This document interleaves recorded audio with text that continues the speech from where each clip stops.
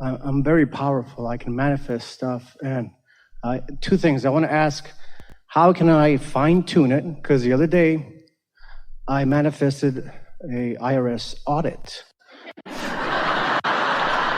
And I want to sift through contrast, and I feel this power. I can do stuff, but I want to manifest more than physical stuff. I want to do events and situations.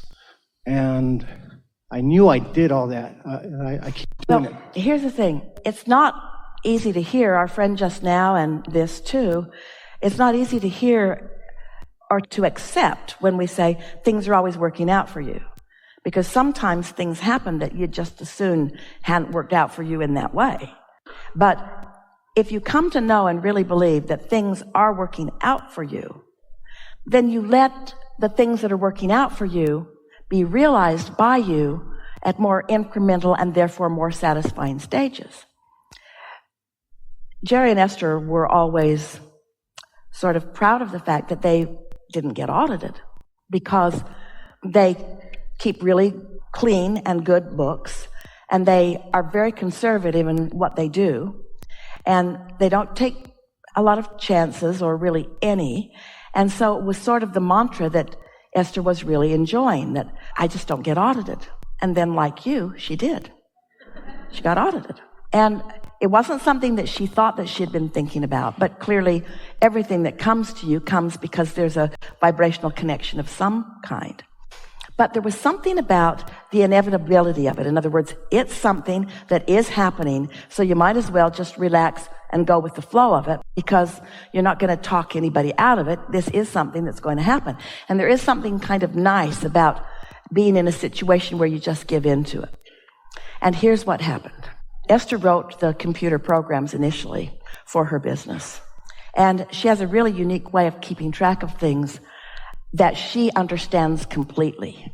So there's nothing that happens that she doesn't understand. And she leaves a trail that anyone could follow because she's very precise about the trail that she leads. Stay with us, it's all right. So she always presented this very satisfying, I know what I'm doing, and this is exactly right, set of information to her CPA, who then did whatever he did, and she didn't understand any of that.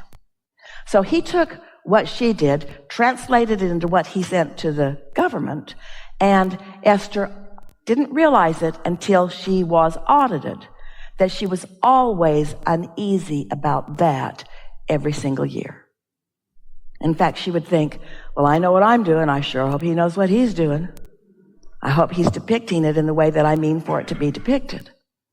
So, as the audit unfolded, all she got was compliments. Well, that's clear. Well, this is really a good way of doing that. Well, that's nice. So she not only learned that her process was a good one, but that his was too. And at the end of it, everyone was really good friends. It was not just something that took time, it did, but it was something that was really fun to do. There was no trepidation within it. Now, what we want to say to you is, you can tune yourself to the clarity of your intentions in such a way that no matter how clean your books are, if your intention is clean, it will go well for you. If you go in with confidence, not trepidation, and sincerity, not rebelliousness, how does your inner being feel about your auditor? Your inner being thinks it's a nice person just doing the job. And when you feel that way, then you're in sync with your inner being. It's our promise to you that when you sync up with your inner being. So a good question for you to ask in these preparation stages is, inner being, how do you feel about this? How do you feel about this? How do you feel about this? And what you're going to discover is it's going to be a clarifying process that's going to give you information. And at the end of it all, you're going to be glad it happened, not sorry. It was like that. It happened that way. Well, why didn't you stop us before we wasted all this time? Because I want to fine tune. Yeah. I know I did that, and I've done a lot of other wonderful things, manifested people in my life, but I want to do more events. I talk to my inner being, but sometimes I'm not sure my inner being and I are communicating. I go, hey man, where are you? Make sure that you're calibrated before you start talking.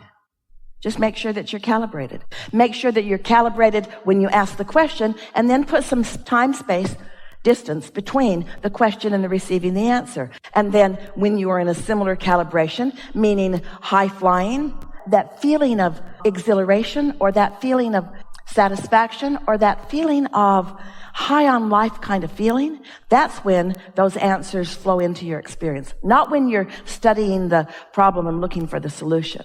In other words, distance between the question and the answer. Time distance. But no distance in terms of the emotional or vibrational calibration.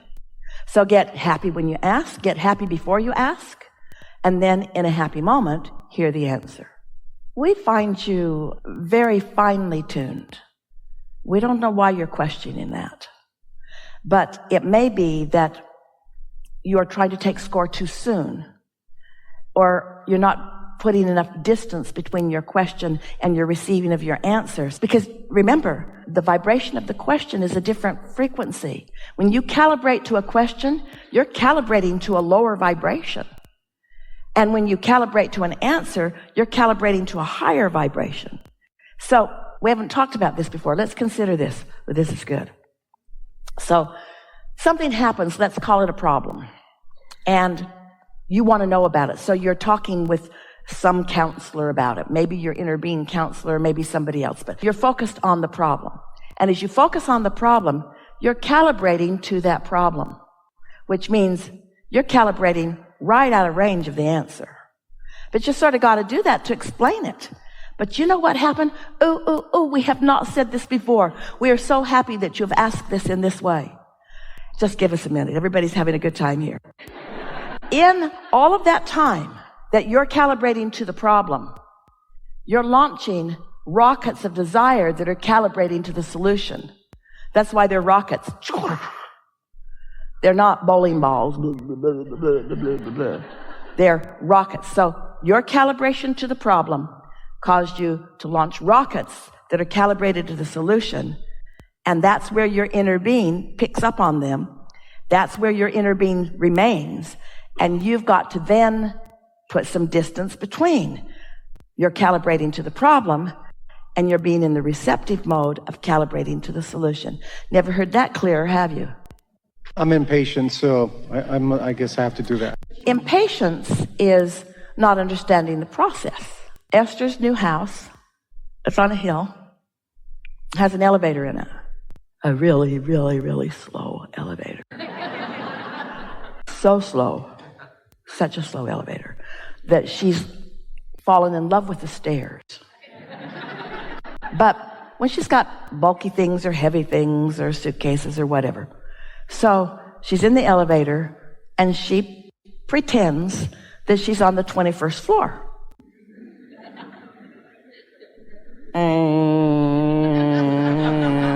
2019, she plays the game 18, 17, 16. And then when the door opens, she's not impatient because in her mind, she came down 20 floors, not just one. You got to find ways to make yourself happy.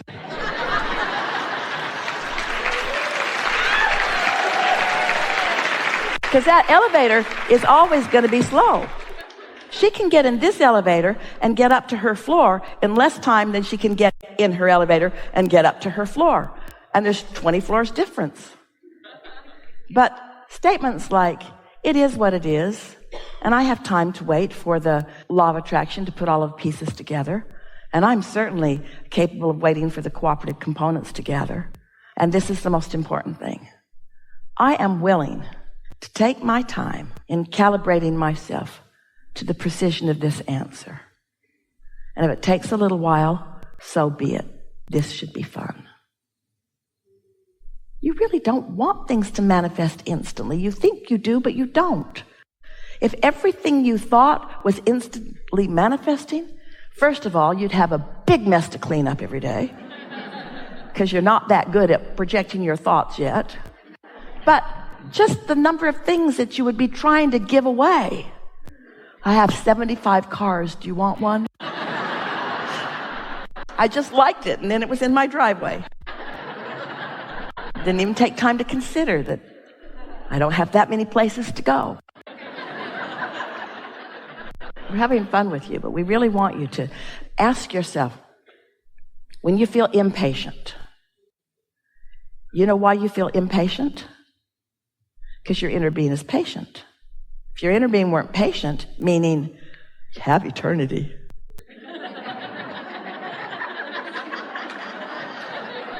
Your inner being is patient because your inner being knows that it's not about time, it's about calibration. And your inner being is willing to give you as much time as it takes to calibrate. And once you start calibrating, you'll find yourself needing to be a whole lot less patient because a whole lot more things will be happening in a whole lot more productive and speedy way, you see. Patience is only something that somebody needs to learn who hasn't learned to calibrate energy. It's not going to help Esther's elevator that much, however. That elevator's not ever going to go very fast. You live in a physical world, and you're not yet just flying around in your physical bodies. You have to go to the airport, stand in line, and go through the scanner and open your suitcase and show them all the stuff you've got in there and pretend like you like them anyway. Having fun with you, but do you feel impatient? Because we're sort of poking at that. Are we making you feel impatient as we just sort of frivolously play around with this since there's nothing serious going on? There's nothing serious going on, so there's no reason for impatience. There's only reason for high speculation of really fun things to show themselves to you. Are you impatient through the eyes of others, other humans who are looking at you? Or are you impatient because you think your inner being is there and you're not there yet? The latter. Oh. But you see, if your inner being were impatient, when you're impatient, you'd be in sync. How do I get in sync more? How do I do it more often? What things can I do? So I talk to myself a lot, and I say, come on, man, relax. And I don't relax. And so I say... Well, you let it get too far. In other words, you don't want it to get to the place where you need to relax before you decide to relax, because that's the last time to relax. You've got to get out ahead of it. And so what would be an emotion that is ahead of needing to relax?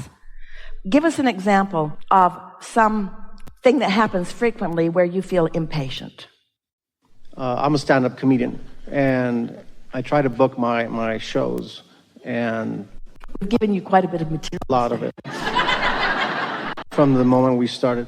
And so I always want to write new material that's strong, and so I can use. So sometimes when that doesn't happen, I force it. I make it happen.